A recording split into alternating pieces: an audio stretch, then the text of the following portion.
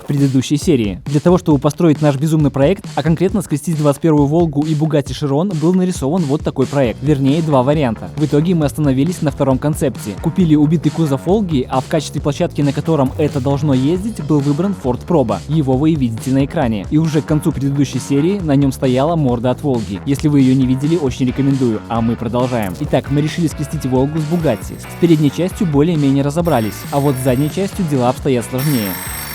Мы решили скрестить Волгу и Бугатти, но Бугатти у нас нет. Вот это поворот. Ахахаха.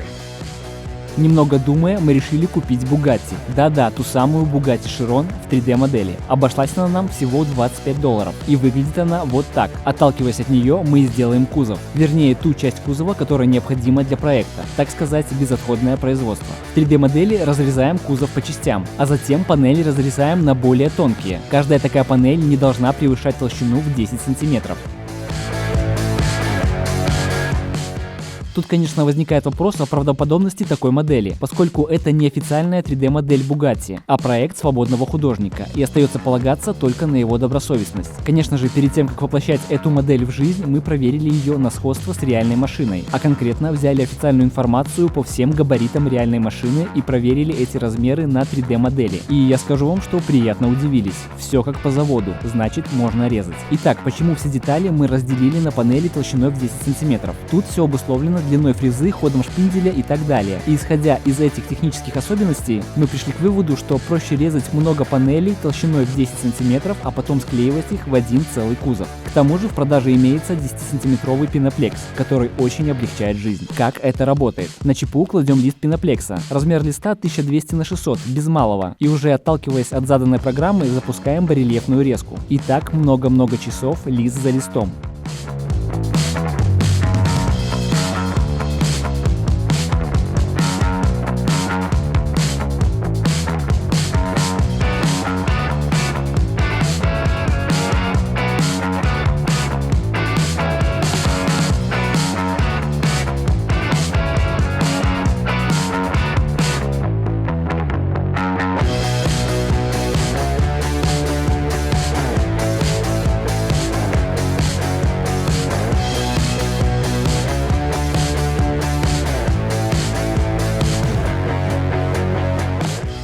Некоторые файлы были составлены таким образом, что шпиндель физически упирался бы в заготовку, прежде чем заглубился бы на крайний уровень. Мы это учли и просто ножом срезаем лишний объем в таких местах. Да, те, кто в этом хорошо разбирается, скажут, что нужно было просто взять фрезу подлиннее, как, например, сделали машинаторы. Но, к сожалению, у нас такой фрезы нет, и заказать ее даже в стране не получилось. А ждать доставки 2 недели не было ни возможности, ни желания. Поэтому работаем с тем, что есть. Тут еще стоит отметить, что пеноплекс бывает разной плотности. Для этих целей лучше всего использовать максимально плотный материал. По сути, для фрезы и для станка разницы нет абсолютно никакой, а заготовки в итоге получаются значительно качественнее и с пеноплекса поплотнее, да и в дальнейшей обработке он приятнее. Единственный минус плотного материала, так это его цена. Спустя несколько дней резки, фрезеровки и выборки переходим к следующему этапу. Первым делом освобождаем заготовки из листов.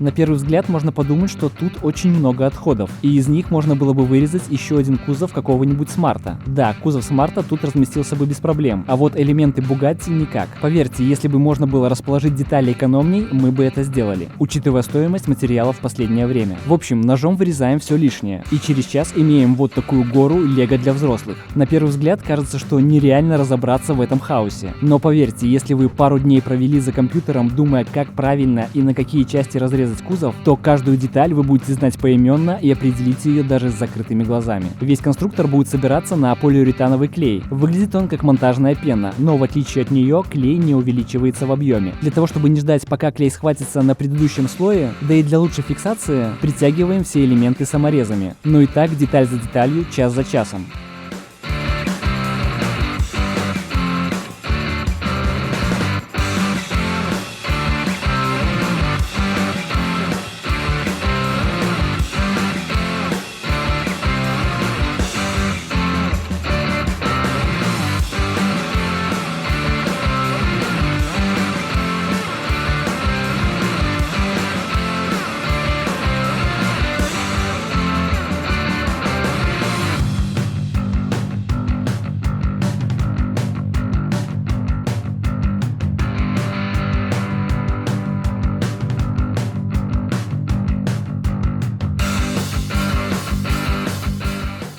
Спустя 2 дня работы имеем 3 основных отдельных элемента – крышу и 2 борта. Осталось только их соединить и получить цельную конструкцию. Выглядит это вот так. Подгоняем места соединения при помощи болгарки с лепестковым кругом. Наносим все тот же клей, а затем притягиваем саморезами.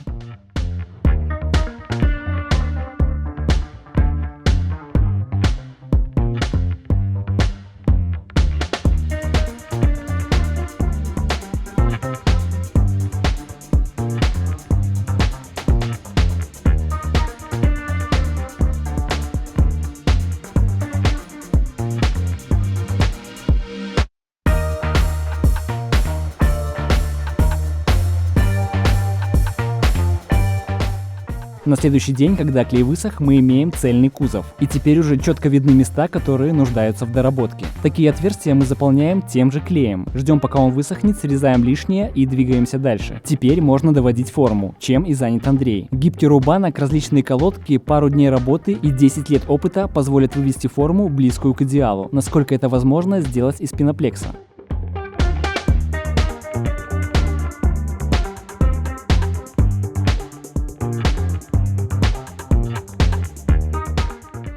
Следующим этапом надо загрунтовать и зашпатлевать форму, для того, чтобы в дальнейшем снять с нее слепок. Чаще всего эту операцию заменяют оклейкой металлическим скотчем и уже по нему снимают матрицу. Мы же используем немного другую технологию. Скорее тут дело привычки, но нам так проще. Первый слой — это грунт. В нашем случае простая краска на водной основе. Да, та самая, которой красят стены. И это важно, поскольку любой другой материал на основе смол или растворителя безжалостно разъедают пеноплекс. Вот вам наглядный пример. Вы только представьте, допустим, вы делали корпус машины пару месяцев, вырезали его, склеивали, доводили и, наконец, долгожданная финальная грунтовка. Загрунтовали, а через 15 минут корпуса нет. Именно поэтому на данном этапе мы используем материалы на водной основе. К тому же они намного дешевле относительно профессиональных двухкомпонентных материалов и для этих целей подходят просто отлично.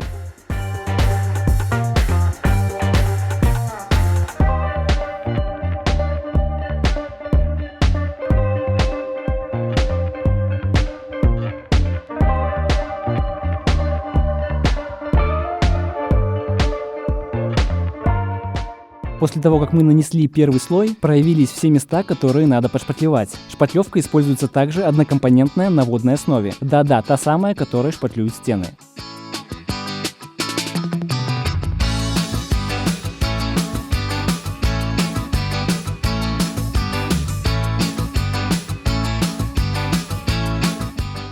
Следующим этапом кладется проявочный слой. Чаще всего это базовая краска темного цвета. Она наносится по всему периметру, и в дальнейшем при шлифовке четко видны все кратера, сколы, углубления и грубая риска от наждачки.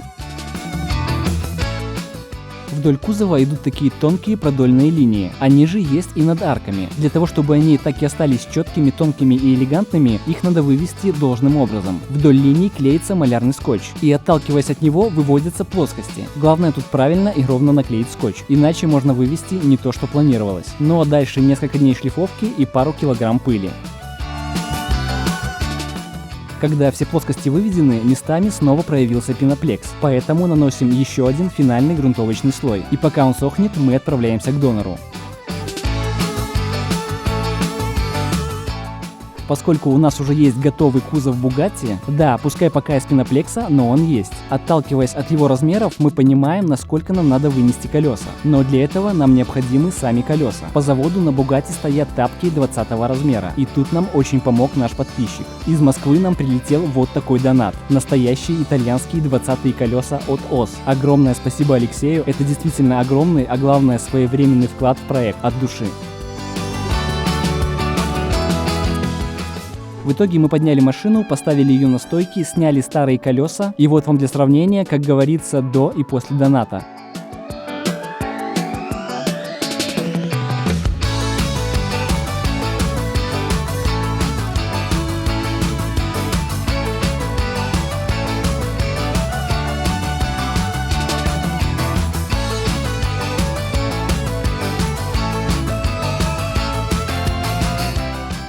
Когда диски стали на свои места, стало понятно, на сколько сантиметров они находятся от ступицы. А это значит, что можно заказывать проставки. Что это такое и как это работает? При помощи вот таких блинов, которые заказываются индивидуально, можно поставить любые колеса на любую машину в разумных пределах. Также часто проставки используются для того, чтобы вынести диск, а в нашем случае 2 в 1. То есть мы ставим диски, которые изначально не подходили, и выносим их на 5 сантиметров. В итоге получаем колесо, как на картинке. Проставки мы заказывали вот тут, заводпроставок.ру, вот их инста. Ребята работают четко и оперативно, и на мое удивление цены более чем доступные. Могу смело их рекомендовать.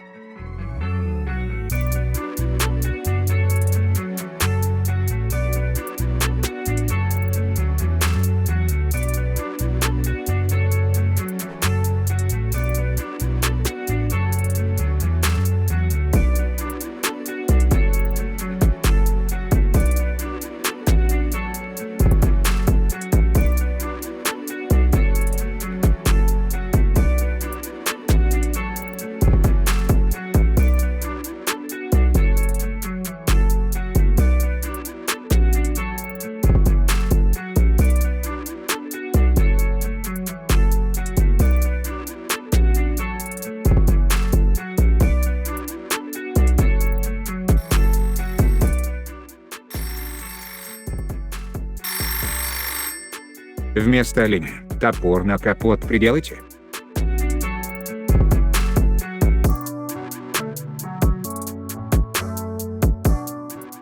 Примеряя проставки, сложно было не заметить ужасное состояние тормозных дисков и колодок. Думаю, не стоит объяснять важность тормозной системы, поэтому там, где это возможно, хочется по максимуму добиться надежности. А Bosch в этом смысле бесспорный лидер. Практически все маломальски уважаемые марки с конвейера сходят именно с бошевскими деталями, так что и мы постарались от них не отставать. И заменили старые диски на новенькие от Bosch. Также под замену пошли тормозные колодки.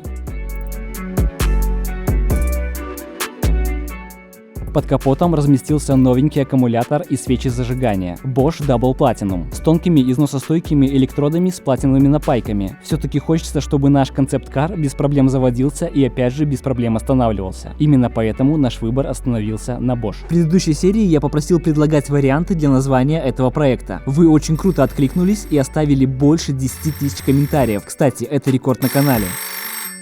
Ворон. От частей слов Волга и Широн. А чё париться с названием то Волга-Бати?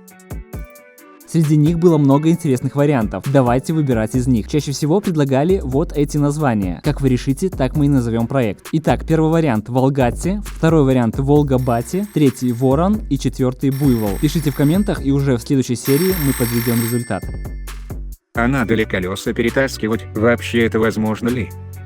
Да, в предыдущей серии я сказал, что мы планируем перенести колесо, для того, чтобы получить внешний вид, как на картинке. Да, перенести колесо на переднеприводном авто. Было много комментов, что проще переделать арку. Да, действительно, это проще, и работа тут на полдня, но проще не значит лучше. Вот вам наглядный пример, как бы это выглядело. А учитывая, что у нас 20-е колеса, так это смотрелось бы вообще нелепо, и ничего общего с нашим концептом не имело бы. Так вот, самые внимательные, наверное, уже заметили, что колесо уже перенесено на 14 сантиметров. Об этом мы расскажем в следующей серии. Но забегая вперед, скажу, что это действительно стоило того, и мы очень довольны результатом. Вот небольшой спойлер. Напомню, что такие проекты становятся возможными только благодаря вашей поддержке. Самый лучший способ поддержать ролик, так это поделиться им где угодно. Пару длинных комментов, лайки и подписка тоже очень важны. Спасибо и добра от топора.